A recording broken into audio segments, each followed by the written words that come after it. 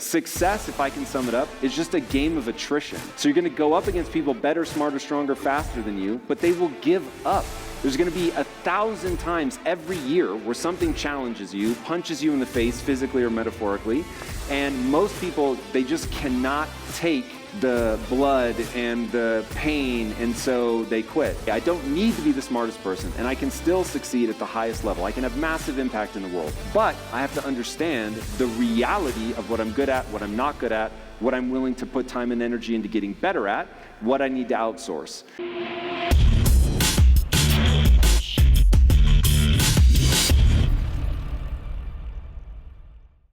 What's going on, everybody? Welcome to the show. This is episode 300. Thank you. Thanks to all of you that follow the show, that listen to the show, that give feedback. I really appreciate you being here for the first 300 and hope you're here for the next 300. And I wanted to do something really, really special. So what I'm doing is I'm releasing Tom Bilyeu's full interview from stage at Lake Tahoe in January 2023.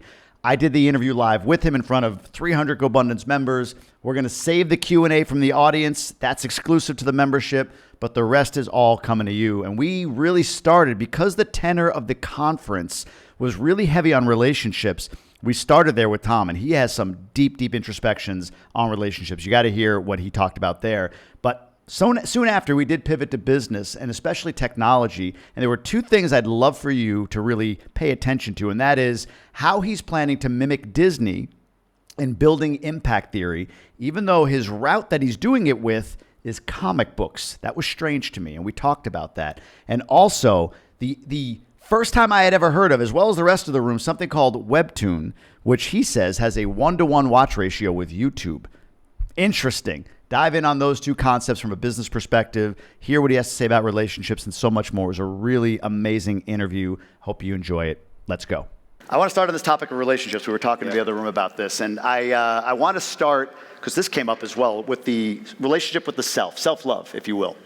I heard you in trying to describe your comparison to maybe Disney or Elon, and whether or not you could compete at that level intellectually, use this quote that said, you can make a racehorse out of a pig. You can't make a racehorse out of a pig, right, but you can make a really fast pig. Yep.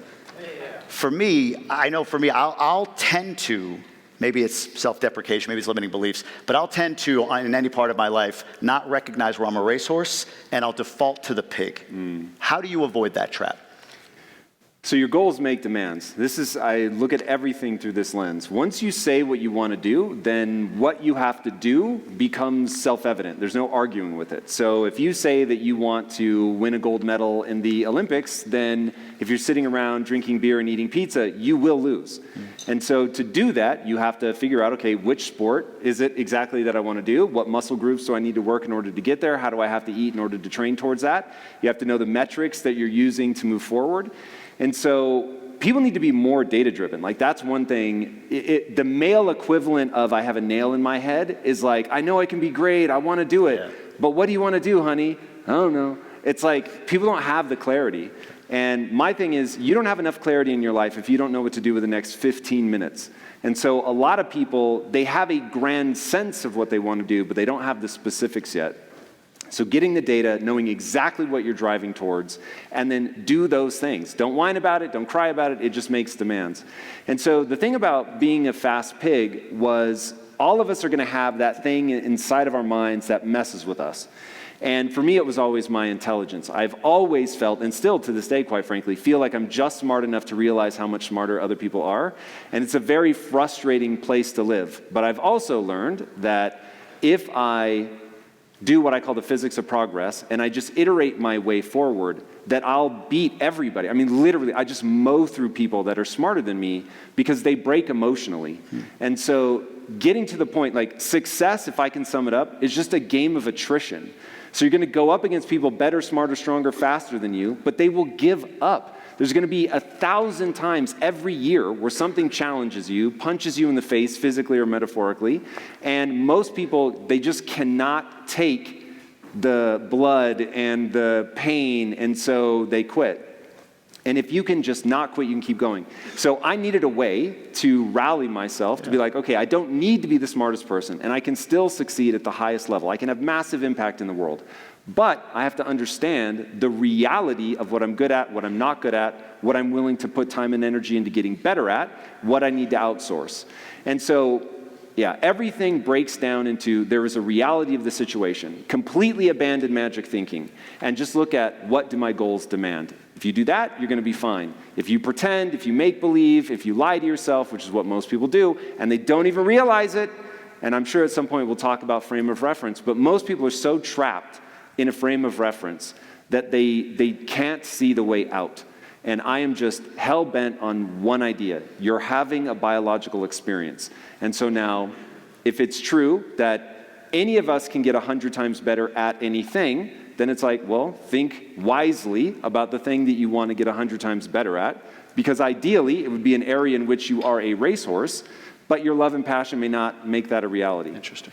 And then you figure that out and you go after it with everything you've got. Frame of reference, I'm assuming we'll talk about storytelling, how you're leveraging that to unlock the matrix for people. Yeah, so the frame of reference, to use that language, is the matrix. Sure. So as Morpheus explains what the matrix is, he says, it's the lie the world has pulled over your eyes.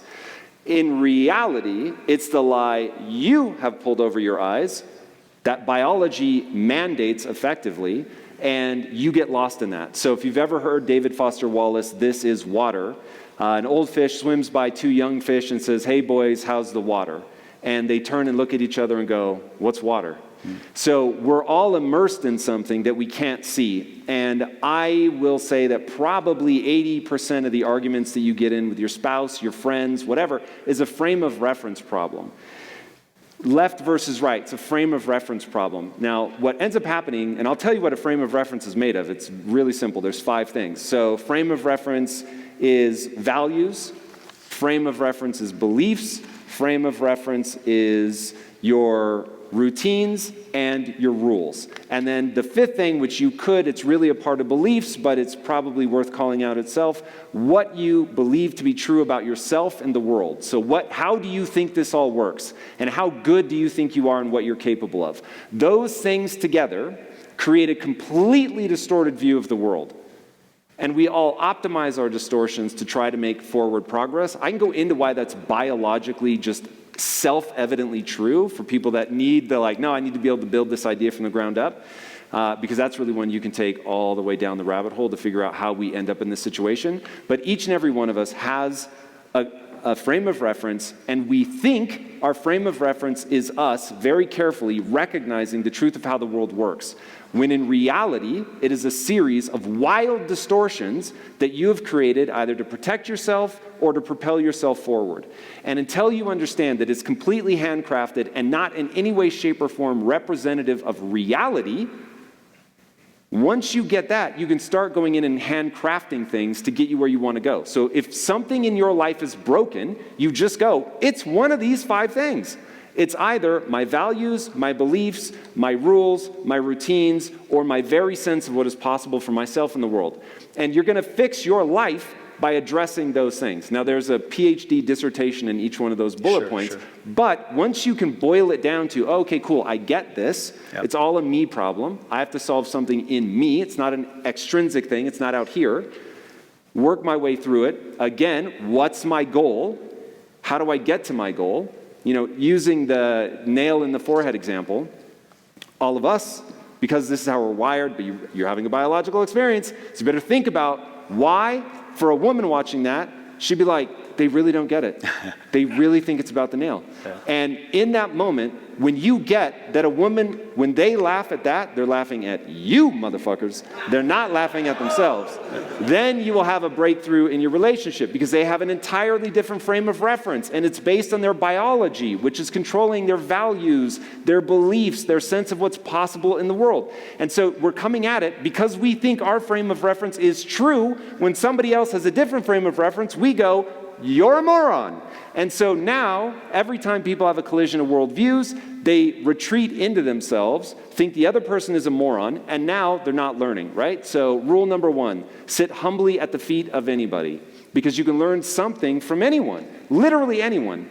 Now, most people won't do that because of their frame of reference tells them some people are worth listening to, others are not, but that's because they actually believe their own frame of reference. Yeah. You talk about data, just going back to relationships or in the sphere of relationships. You seem to, from what I've learned of you, do a lot of research before you arrive at a very certain conclusion for you, building that certainty. One of the things in terms of a decision you made, I've heard you say, is a sacrifice to achieve the vision that you have for your life. One of the sacrifices you made, you and Lisa, was to not have children.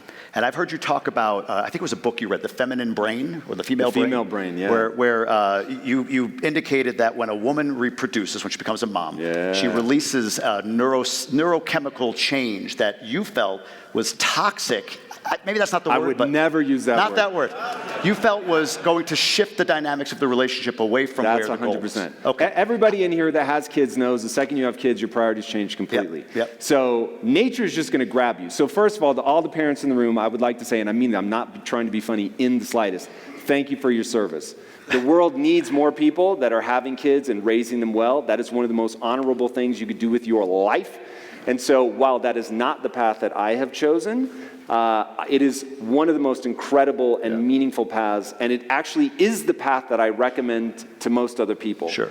And when I think about, nature only has two levers, pleasure and pain. Nature is trying to get you to stay alive long enough to have kids that have kids. You can call that God, you can call it whatever you want.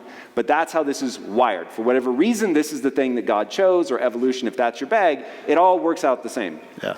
And so understanding nature has an objective to keep you alive long enough to have kids that have kids, and it only has two levers, pleasure and pain. It's got to do some really interesting things to keep you facing that saber-toothed tiger. And one of them is fulfillment. And so going back to like organizing principles for your life, I'll just tell you right now, there's only one thing that matters. Period, end of story. I don't care what they tell you the rest of this entire time that you're here. There's only one thing that matters in life, boys and girls, and you're all going to be excited about the people that make the most money. But I will tell you this, be excited about the person that feels the best about themselves when they're by themselves. That's the motherfucker to rally around, because that person has figured something out. I don't know how many billionaires have to commit suicide before people go, oh shit, money is awesome, by the way. It's better than you think. It's just different. So most people think money's going to change the way they feel about themselves. It will not. Money is a facilitator. It lets you build things, but it doesn't change who you are, how you feel about yourself. Sure. So you have to be really thoughtful about that. So you want to be focusing on that. Fulfillment is the recipe to feel good about yourself when you're by yourself. Fulfillment actually has ingredients. If you do these things, your life will be amazing. And it goes like this. Work your ass off. You must work hard. There is no way around that. If everything is handed to you, you will implode. Because nature is trying to keep you alive long enough to have kids that have kids. It only has pleasure and pain. It's assuming you're going to have to go out and fight for every meal, like literally fight for your life for every meal. So it's got to do something to incentivize you to go do dangerous, difficult things. And the way that it incentivizes that is pleasure, that when you go do hard things, you feel good, and pain. If you don't do hard things and you're not contributing, you feel bad. So even if your parents give you all the money in the world, you didn't earn it, you feel a profound sense of dis-ease. So that's part number one of the fulfillment formula. You're going to work really hard to gain a set of skills. Okay, this is progress. Very important. You're going to transform potential into actual usable skill set. And that's where you'll get that feeling of progress in your life. I'm moving, I'm going somewhere. But those skills need to serve you and other people in a way that's meaningful. Now, if you do that, it's basically, again, nature, here she comes, making sure that you're contributing to the group in a meaningful way. Why? Because from an evolutionary perspective, if you weren't a member in good standing with the tribe, you were exiled and you died. And so it was quite literally a matter of life and death for you to contribute meaningfully to the society. Now that could be by playing guitar. It doesn't have to be you out slaying dragons. There's going to be all kinds of different ways that different people contribute. But you need to be busting your ass, breaking yourself in half to get better at something that really matters. How do you bridge the gap of communication with your wife on something like that? Like, we've all studied and kind of dug in our heels on, like, this is me, this is what fulfills me and everything. But often, I don't know if the word's enrolling or getting acceptance or whatever from your spouse is the challenging part, that communication piece. So Lisa, from what I read, I don't think she was necessarily initially like, oh yeah, we're never going to have kids. That was a decision you came to later, right? So how do you... She wanted 4 kids. She wanted 4 kids, right. How do you then effectively communicate so that it's not just overwhelming her with your desire or with what you've studied and come up with as a conclusion so that she's enrolled in that vision? Well, so this is interesting. So there's two questions in there. There's the context of Lisa herself deciding she doesn't want kids, Correct. and that actually creating friction in our relationship the other way. And then there is the ability to get on the same page with somebody, your significant other being the most important, and probably the person that most feels like an alien to you, at least if you're in a heterosexual relationship, because we're just wired so differently. Sure. So Lisa and I understood very early on, hey, we didn't have all the words that we have now. Like, I wouldn't have been able to say, we each have different frames of reference, but that's what I was coming at. And so the good news is, when I was a teenager, I was terrible with women. And so I started reading Cosmopolitan magazine, because I was like, yo, this is like being behind enemy lines. This is fucking amazing. So for me, let me tell you, I knew where the clitoris was. I was like, I am on this, man. It's like the only thing I've got going for me. So, but I couldn't impress women. I couldn't understand why not. So I was constantly reading about it, and so I was learning a lot from the female perspective. They don't understand us. They don't ask these kinds of questions. They don't know about this. And I was like, wow, so there's a lot of, I wish they knew about me and my unique perspective. And so I thought, okay, word, I'm going to do that. I'm going to become the master of understanding women. Now, the irony of my life is that is the worst way to get laid. And so you can't imagine how shocked I was. I'm like, I took your advice. What the fuck? Yeah. So now I'm offended. I'm like, I have done everything that you have asked. And through all of that, I finally go to this guy that is just really good with women, George Leonardopoulos. And I say, George, you're very good with women. What's the secret? And he goes, oh, you just have to treat them like an asshole. And I was like, this can't be true. This is so stupid. George, that's such a cliche. Yeah. And I knew George. He wasn't an asshole. So I'm like, what is he getting at? Because he means something. He's using the catchy words to be, provocative, but that isn't what he's actually doing. And so I thought about things I'd been told by girls that had broken up with me and stuff. And it was always like, you're not yourself once we start dating. I didn't know what they meant at the time, but obviously what they meant was I became fearful of losing them, so I stopped taking risks and being unique and special, and I took my edges down and I conformed to what I thought they wanted, but what they want is someone that they have to earn. And so by removing that, they're suddenly not interested. And so I began to see, okay, cool, what he actually means is I need to truly embody confidence and I need to be willing to walk away. And I made a switch, and boys and girls, when I say that you could draw a line in the sand in my life from when I was like, I'm going to try to do everything right to get this girl, and switched it to, I'm going to be exactly who I am. I'm going to be a bat symbol in the sky. And I'm like, this is who I am, and I only need one person to respond positively to that. And so Batman's going to show up, and as long as that's the right person, it happened to be Lisa, and literally everything worked out. But up to meeting Lisa, I went from not being able to succeed with women to within my sexual market value, let me be very real, because at the time I was broke, but within my sexual market value, I was like, oh my God, this is almost too easy, this is crazy. And so it became clear that there is a game that you have to play because you have to package yourself up correctly. I don't interact with my wife now the way that I did on our first date. In fact, my opening line to my wife was, sit your ass down, you're not going anywhere. And she sat down. Yeah. And she was like, herself, later as we got to know each other, she was like, I could not believe that I just sat down. She was like, that came so out of left field. But the confidence of it all and everything, it's intriguing if nothing else in the beginning. So understanding what they actually want, understanding that this is a psychological game, that's going to be the beginning of understanding how to communicate. And so what I had to realize was I have a worldview. It's largely predicated on my biology. It's predicated on my traumas, the things that I've learned about what works and what doesn't work, blind spots, all of it. And so I'm not going to go into any exchange going, I am right. I'm going to go into any exchange going, what is my goal? And this is why you have to write down your values. So decide to get married, right? Let's skip ahead a few years to when Lisa and I really begin to crystallize these ideas. And when I decided to get married, so I'd read a book called The Power of Myth. If you are a man, especially if you have kids, and you haven't read The Power of Myth, that is an absolute must read. And in that book, Joseph Campbell is lamenting that we don't have any more coming of age rituals. And he was like, I think part of the reason that 50% of people get divorced is because there's nothing to remind them. You're a different person the day before you get married and the day after. True. And he goes in the book into detail about all these coming of age rituals, and they're brutal, man. We used to take kids out in the woods, kick their teeth in, put hooks, metal hooks in the flesh of their back, make them jump off things, play tug of war. I mean, just like brutal shit. Send them out into the woods and be like, hey, come back with the lion, hope you make it. But if you don't, word, like it just, you were weak. But for real.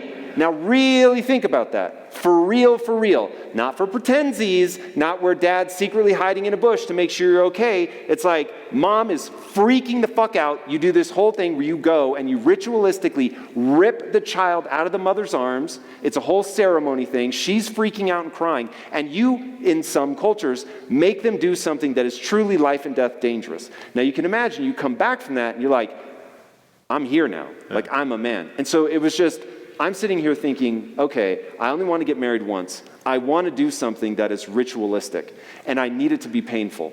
And so I decided I was either going to get branded or get a tattoo as a ritualistic scarification. It was something permanent that I couldn't undo. I thought the tattoo was better because I could design it, make it personal, make it really mean something. So I designed a tattoo, got it put on my body. I focused on the pain while they were doing it. I wasn't trying to minimize it. I was trying to lean into it. Kept staring at my wife while I was doing it, and I was like, mentally, internally, I was like, I'm doing this for her. And if you guys know the disposable male hypothesis, this is so fucking interesting. And it sounds terrible, but it's actually fucking beautiful.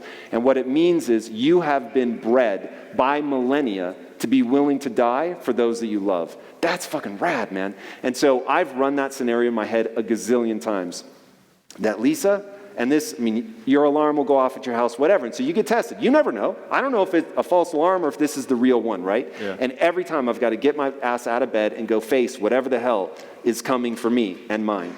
And so, and I treat those moments like that. And so, while, of course, when I replay the moment that my life is truly in jeopardy, I kill them all. Let me be very clear. But should I fail, to truly be willing to lay your life down. So anyway, constructing, this is all frame of reference, right? So I'm telling myself the story over and over, that I would do anything for my wife. I would walk on hot coals, which I actually had a chance to do and did with her in my mind. And so when you have that kind of thing built in, and then you get into an argument, you start going, okay, my goal here is to have a long-lasting, thriving marriage full of love. My goal here is to elevate my wife. These are all things that I've documented in my own life, so I know what they are. I want her to win, and so I'm not trying to win the argument. Like, I want to elevate us together, so I'm looking for an exit ramp, not a victory lap. And so as I'm looking for all of those things, then it just becomes tactics. And the thing that I think has made, so Lisa and I have been married for 20 years. And the thing that's allowed us to last that long, they're hilarious. When I start telling people what we do to make our marriage work, they're just tactics. And they're funny sometimes, where you're like, really, you do that? We do that shit all the time. So breaking out those tactics that work for you to how do you de-escalate an argument in 5 seconds or less, right? Like, how do you do that? How do you negotiate a values collision? How do you not talk about the tea, right? So the biggest argument my wife and I ever got into was over a cup of tea. Absolutely hilarious, ends up in a shouting match, and I finally, like 2 hours into yelling at the person I love most in this world, I'm like, there's no way this is about fucking tea. And so I'm like, there's no way this is about tea. So what is this? What are we actually talking about? And this is a real breakthrough moment for us. And I realized, okay, highest value is my wife. I want to elevate her. I want a thriving relationship for a very long time. What's this actually colliding with? And I realized, I have a competing goal. And this is where people are blinded by their frame of reference. You're often being led by a goal you don't realize you're being led by. So my earliest goal was to have other people think I was smart, and that held me back in business. Once I got rid of that and decided I'm just going to value myself for identifying the right answer instead of trying to be right, my life changed. So now I realize in this argument with Lisa, okay, what I need to do here is figure out, I'm angry because I've had an insecurity triggered. And what I'm really steering towards is I want to feel powerful in front of my wife. And this insecurity is making me feel weak. I can't have that. My identity won't tolerate it. I fear that she won't find me sexually attractive if I'm weak. So it's like this whole fragile ego begins to, sort of vibrate and threaten to fall apart. And that's when people lash out. And so we created a rule. If you're angry, it means you're insecure. And so your job is to identify why you're insecure and say it out loud. Now, the only way that works is if your significant other would never, under any circumstances, leverage your insecurities against you. And that's not easy. I'll stop there because I can keep going. This stuff is like this infinite recursive loop that takes you down to the bottom of the rabbit hole. Yeah. But I'll take a breath here and let you, if you want to steer somewhere else. Hey everyone, thanks for listening. I hope you're getting tremendous value. I want to make sure that with this information, you have a way in which you can integrate it into your life. Best way to do that is being a member of any of our Gobundance communities. Just go to Gobundance.com, submit your application. No matter your net worth, we've got the community for you. Back to the show. In the interest of time, I'll wrap up relationship with this question, then we'll pivot over to the business side. If there's a quote that you mentioned, I forget the name of the book, Gulag Archipelago? Is that the name of the book? Yeah. If I were to, if someone were to be tortured to death, allow themselves to be tortured to death, I would bet it's a woman. Yeah. How does that show up? What does that mean in your relationship with Lisa? What is that? Yeah, just explain that. It's terrifying because that one really plays out perfectly for me. My wife, 100%, is the person that gets tortured to death. So there's a book called The Gulag Archipelago, which is a true story written by a guy named Solzhenitsyn, who was in the Russian Gulag. If you know Mao's China, it's sort of the same thing. The re-education camps. So many people die, they just kill people by literally the millions. And you would be accused of some false crime, and then they would force you to to confess. And they would torture you until you did it. And he said, most people realize after, a week, 2 weeks of this that, oh, wow, what is true doesn't matter. I just need to give them something so they can go get somebody else, bring them in and start torturing them. And there's no way out of this recursive loop other than death. And so most guys, once they finally get to that point, they just say, okay, I'm done. And what he found was that every now and then somebody would let themselves be tortured to death, and it was almost always a woman. And he doesn't go into like a deep explanation of why that is, but I think it is because when you think about a woman and what nature does to her when she has a child, this is what we call the mama bear syndrome. And so there's this idea that there is no more ferocious of a creature than a mother bear protecting her young. Now, when this gets really interesting is when you understand that, gentlemen, you are the head, your wife is the neck. And so your wife may not go fight that fight, but oh dear God, is she going to convince you to do it? And this is somebody who has the power to let herself be tortured to death that is coming to convince you to get the fuck out there and fight, come back on your shield or with it, right? If you know that from the 300, who are they? Somebody shout it out. Spartans, thank you. Yeah. So, yes, this is Sparta. So it's a really fascinating dynamic. So women have to protect their kids. There's so many fascinating things that go along with being feminine. And this is why people get lost, because they see the soft side, but then they forget that the mama bear syndrome's in there. And so it plays into that. So with my own wife, she has a gear that I call righteous indignation. Right. Yeah. So if you cross a line with her where she's like, this line ought not be crossed. Now, I use that word to indicate morality. So my wife believes that the way the world ought to be, she would be willing to fight for it, because to her, it's nothing about her. It is, but she doesn't realize that. To her, it's just like, this is how the world ought to be, and I will fight to the death for it. And so if somebody steps across that line, she goes into attack mode. Now, for me, that doesn't make any sense, because I'm always, what's my goal? And if my goal, in business, you guys are going to get this, there's a lot of times we have to let somebody do their thing, like they want a peacock or whatever. I don't care. Like, I just want to get to the end goal. Not my wife, man. Does she tell you when that's the case? When she's dug in on something, like, hey, I'm in torture me to the death mode versus I could be convinced. She's gotten good at it now because I don't punish her for being honest when she's triggered by something any more than she punishes me. What do you mean by punish her? So if you withdraw attention, that's probably the best way. Or if you just tell them that's stupid, oh, that's idiotic, I don't know why you would think that. That's brutal punishment. Gotcha. Because if you're in the right relationship, your significant other wants your approval more than anybody else's in the world. Yeah.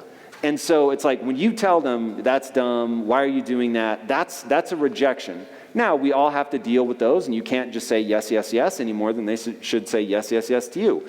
But it is a delicate balance to walk. That's crazy. No, I thought of that. Like, I can't tell, and this is on me, when my wife is dug in, like, and I'm attacking her because I get dug in, right? Mm-hmm. I get dug into my stance. She's in hers, but I can't tell. Is this something where one of us is going to flinch? It's very easy to tell if you're dug in. You will have heightened emotion.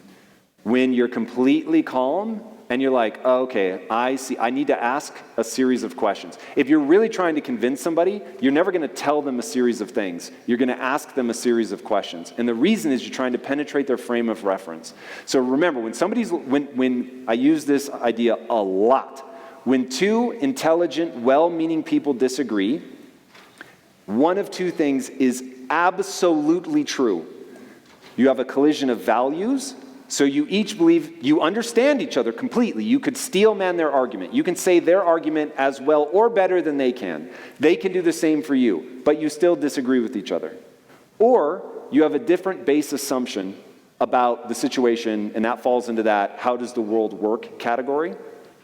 So like for my wife, her base assumption is, oh, if you cross this line, you ought to be attacked.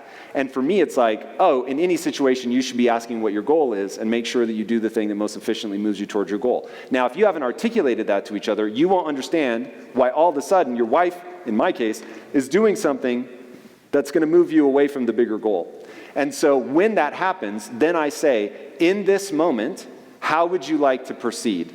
Well, this is crazy. They crossed this line. Okay, amazing. What's your hierarchy of values in this moment? Being right about this and punishing them for their indiscretion, or do you still want to get your goal? And then she's going to tell you what she actually wants. And sometimes it's going to be they need to be punished. And now you know what you're up against. And it's like, okay, we now have a collision of values. I see the world differently than you. Now for Lisa and I, and this is where we get into tactics, for Lisa and I, we slip into SOPs. And if we have any, and we're like a room full of entrepreneurs, so you better know SOPs. And so we slip into SOPs and just go, okay, when we have a collision of values, what do we do? And we just do it. And then if we're in a heated argument, we have rules of engagement, just like the military does for when you encounter the enemy. What can you do? What can't you do? And so we've gone through all of that, so we always fight fair. And if somebody doesn't, like if they're getting up towards the edge and not fighting fair, because you've agreed on these rules of engagement, you can be like, careful. Yeah. I can feel you walking towards that. But going back to how do you know? Yeah. You know because your emotions are heightened. Makes sense. Yeah. Let's go over to impact theory for a second. I think this is really interesting. You've got a fascination with Disney to the point where impact theory's vision, I guess, in some ways is to be the most empowering place on earth, like Disney, the happiest place on earth, right? Disney to me is somebody who was zigging before the zag, meaning he was in a creative animation phase before that was cool. Even, you talk about Tony Hawk, guy who skated when it was boring and then once skating became cool. Disney, Tony Hawk, they were the category king in that regard. For you, storytelling is the medium by which you want to pull people out of the matrix with impact theory. The medium, though, and I need you to resolve this for me, or I'd ask you to resolve this for me. The medium is comic books, which feel very traditional, even the path of movie franchises and so on. It feels like we're kind of in that already. Top 10 movie franchises are all comic books. So explain to me how that is the way in which you can compete on the level of a Disney if you're going the traditional route when your idol, I guess, in some ways went non-traditional and everything caught up to him. Yeah, so it's interesting. You have to start teasing ideas apart. Yeah. So one, comics have evolved. Yeah. What you're thinking about is superheroes. Sure. And I would say superheroes have kind of played themselves out. So we're definitely not in the superhero genre. Comics are now entirely digital, something called infinite canvas. So most people don't even, like if I say Webtoon, I'm so curious. How many people know what Webtoon is? Yeah. 6. That shit is real. Now I'm going to mess you up. There is a 1-to-1 number of hours spent reading Webtoon content as watching YouTube content. No shit. Deal with that emotionally. Yeah, really. The fact that none of you knew what it was. So now, let me hit you again. In the West, the comic market made a fatal error in the 90s. I can walk you through it if you want. We may not have time. Believe me when I say they made a fatal error in the 90s, but Japan did not make the same fatal error. Can you clip note it? What's the fatal error? The fatal error was they realized that they were in a very precarious financial situation, and so they wanted to make only comics for people who are already fans. They didn't want to keep getting new fans, which meant that they were making comics for adults. Got it. The Western comic market can be summed up in one way. It is very politically aware content for adults. Got it. Now, it's going to make sense real quick when I tell you the following stat. There is a single title in Japan that outsells the entire Western comic book market. So Batman, Superman, Spider-Man, Wonder Woman, Teenage Mutant Ninja Turtles, X-Men, all of them combined even with all the Marvel franchise, all of those combined are outsold by Demon Slayer. One title of manga made from a country the third of our size. So they figured something out that we have not figured out. Now, it's actually quite robust, and if you want to know more about it, read a book that's going to make your hair curl called A Billion Wicked Thoughts. When I read that book, it changed the trajectory of my company because I realized I had to give up on adults and focus entirely on kids, and that I couldn't ask myself, what do I wish a 12-year-old boy were into? I had to acknowledge what a 12-year-old boy was into, give them that, and use that to inject the ideas that I want them to scaffold their life around. But what the Western comic book market has done is said, kids should want this. They ought to want this, but they don't, and so they don't buy it, and they're suffering the consequences. So anyway, we're approaching comics actually is only one part of our strategy. Our actual strategy is something we call borderless entertainment. Sure. So the reason that comics is part of our strategy, one, you've got Webtoon, views measured in the billions. It's gigantic. It's just that parents don't know it even exists. And then on top of that, it's digital. It's evolved a lot. And it can integrate into technology through the blockchain. So we have a very robust, very forward-thinking way of doing this. We're building something called Project Kaizen, which is it is the thing that makes borderless entertainment possible. So you can have the experience both interacting with your computer or a console, but you could also interact with it. Like we could do something special for people that own something in Project Kaizen based on attending this event. Gotcha. Or based on being at the top of the mountain, or based on the number of steps that you walk that day, or your heart rate variability, or getting good grades in school. I mean, you can trigger based on anything you want. It's really incredible. So the future of entertainment is radically different. We're building in a time where it's not cool at all. Like, I sound like an alien to most people when I really go into what my vision is. Sure. But they will catch up. Because what you're asking, and all of you as entrepreneurs know this, you're asking, where does human psychology, I'll yell if I have to, there it is. Where does human psychology match up with technology? And you're always trying to end up there before anybody else.